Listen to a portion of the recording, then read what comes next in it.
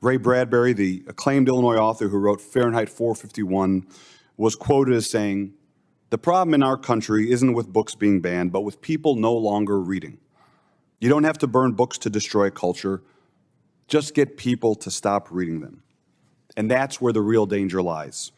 Parents and only parents have the right and the responsibility to monitor the access of their children, and only their children, to library resources.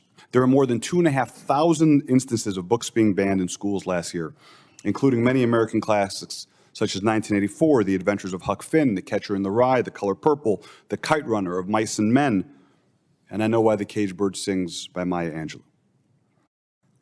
Look, I have 3 young daughters, and there are some books and titles that my wife and I don't feel are age appropriate for them.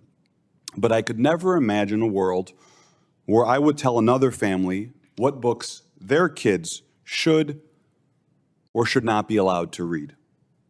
Book banners say they want, quote, local control. What's more local than controlling what takes place in your own household? That's the very definition of local control. And the ultimate irony is that by instituting more book bans, these groups want the government to have more of a say in telling everyone's children what to think and believe. Well, that's government overreach at its peak. Books are a vital way to open our minds to other cultures, religions, identities, and possibilities. Let's also remember the mental health crisis growing across the country.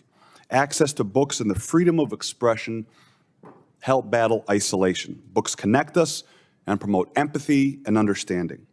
Our legislation establishes a clear path, opposite and away from the damaging trend to ban and censor books that a small but loud few disagree with.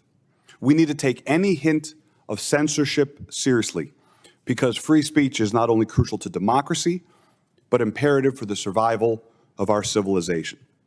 Last point I will make. This issue should have nothing to do with political party. This isn't a Republican or Democrat issue. This is a freedom of speech and a freedom of ideas issue. Not once during the creation of this legislation did I ask a librarian if they were a Democrat or Republican. Not once did I ask an author if they were a Democrat or Republican. Not once did I ask a constitutional expert if they were a Democrat or Republican. Every single person we spoke to not only was in favor of our legislation, but was deeply concerned with even the concept of book banning. We want our schools and libraries to be open and welcoming settings for education, not cultural battlefields.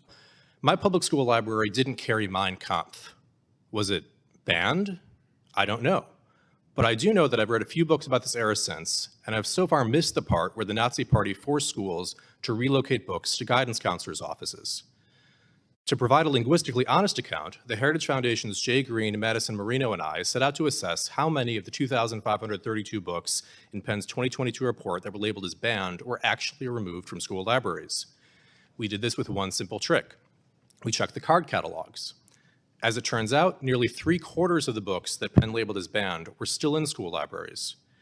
Careful analysis also belies the claims that books are being banned because of race or LGBT issues.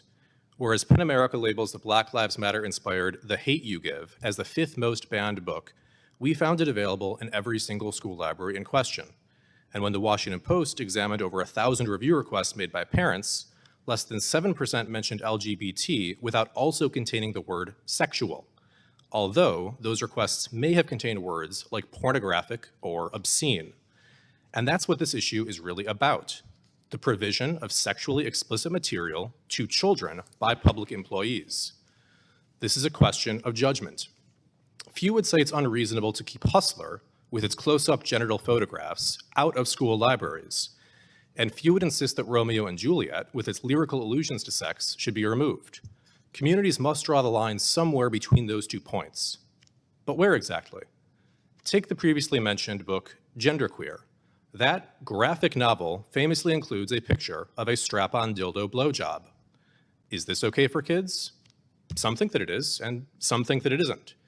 You know something weird is going on, though, when parents try to read passages of these books at school board meetings, and the school board cuts them off because they insist the material is too obscene to be read out loud.